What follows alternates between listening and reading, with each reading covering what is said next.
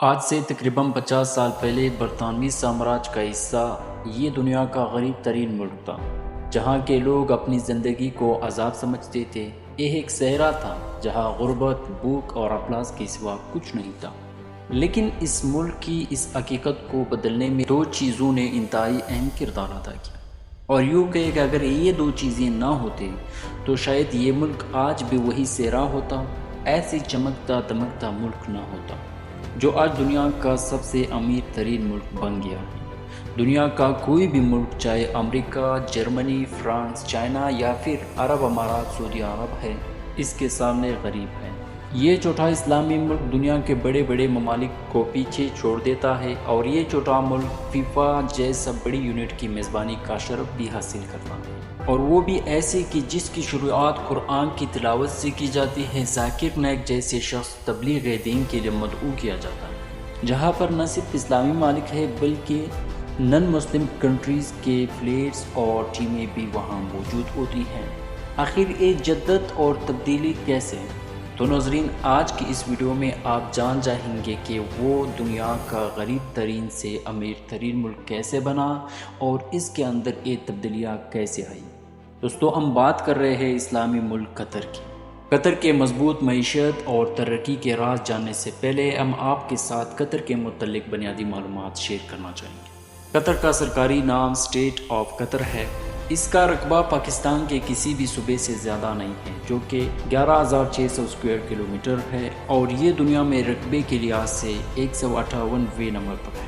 قطر وہ واحد ملک ہے جہاں کی آبادی کا 14% لوگ قطری باشندے ہیں، جبکہ باقی 86% دوسرے ممالک سے آئے ہوئے ہیں، جن کا مقصد یہاں روزگار کرنا ہے۔ قطر کی کل آبادی تقریباً 27 لاکھ ہے۔ قطر ایک ایسا ملک ہے جس کی ایک سرحد سعودی عرب کے ساتھ ملتی ہے اور باقی اطراف میں خلیج فارس، جس کو پرشین گولف بھی کہا جاتا ہے، سے ملتی ہے۔ قطر ایک اسلامی ملک ہے جس میں 67.7% مسلم، 38.9% کرسچنز، 13.5% ہندو اور 3.1% بدھ مت کے پیروکار آباد ہیں۔ قطر کی قومی زبان عربی ہے، جبکہ انگلش سب سے زیادہ سمجھے جانے والی زبان ہے۔ اس کے علاوہ ہندی، اردو، نیپالی اور بنگالی بھی بولی اور سمجھی جاتی ہے۔ قطر کی کرنسی قطری ریال ہے۔ آج کی تاریخ میں ایک قطری ریال 76.7 پاکستانی روپیز کے برابر ہے۔ قطر میں الثانی خاندان کی مطلق بادشاہت ہے۔ الثانی وہ خاندان ہے جس نے قطر پر پچھلی 1.5 صدی سے حکومت کی ہے۔ تمام اختیارات امیر قطر کے پاس ہے، جو ملک کا سربراہ ہے۔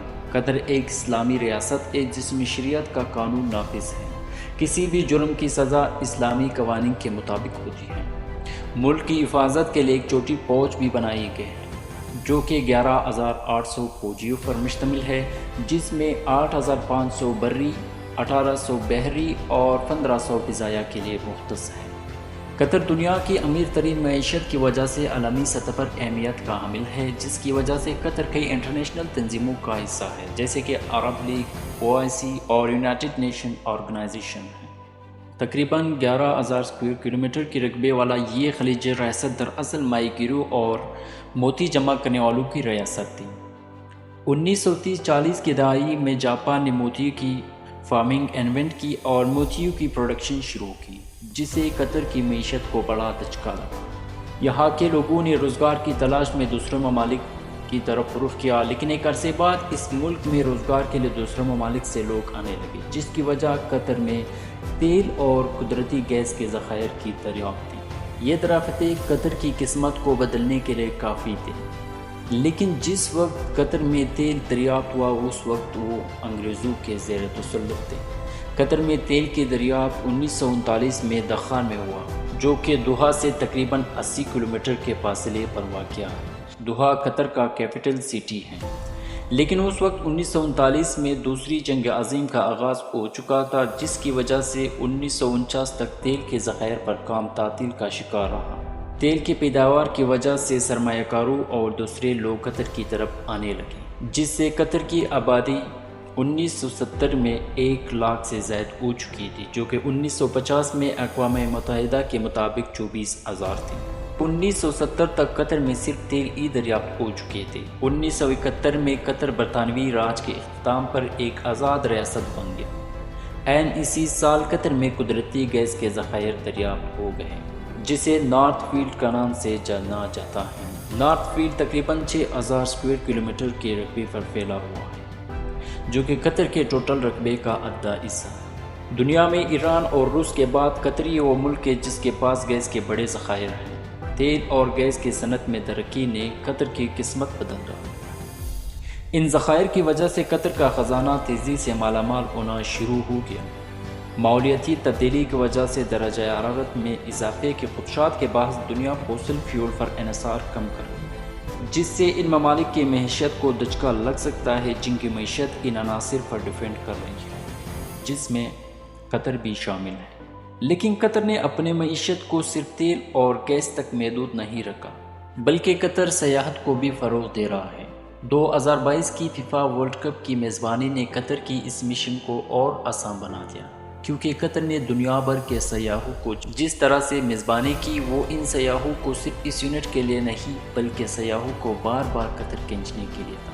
صرف یہی نہیں بلکہ قطر کا کیپٹل دوحہ کو انٹرنیشنل لیول کے میٹنگز اور کانفرنسز کے لیے موزوں جگہ بنانے کی بھی کوشش کی جا رہی ہے، جس کی ایک مثال افغان طالبان اور امریکہ کے درمیان دوحہ کانفرنس ہے۔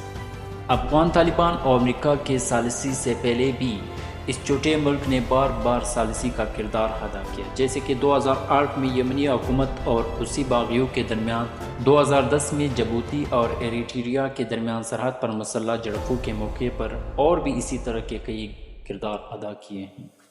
قطر جیسے چھوٹے رقبے والے ملک نے 2022 کی فیفا ورلڈ کپ کی میزبانی کی، اور قطر نے اس ورلڈ کپ کے لیے تقریباً 2 لاکھ ملین امریکی ڈالر سے زیادہ کی سرمایہ کاری کی، جو کہ در حقیقت قطر کے مضبوط اور وسیع معیشت کو ظاہر کرتی ہے۔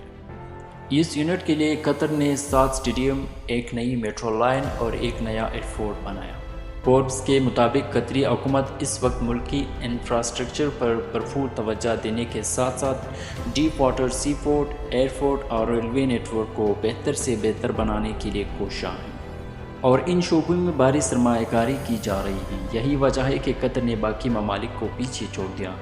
ناظرین، کیا آپ کو پتہ ہے کہ اس وقت خلیجی ریاست قطر کا شمار بے شک رقبے کے لحاظ سے چھوٹے ممالک میں ہوتا ہے، لیکن پیک آمدنی کے لحاظ سے فی الوقت قطر دنیا کا امیر ترین ملک بن گیا، جس کی پیک آمدنی 1,28,000 امریکی ڈالرز ہیں، جو کہ کسی بھی دوسرے ملک سے زیادہ ہیں۔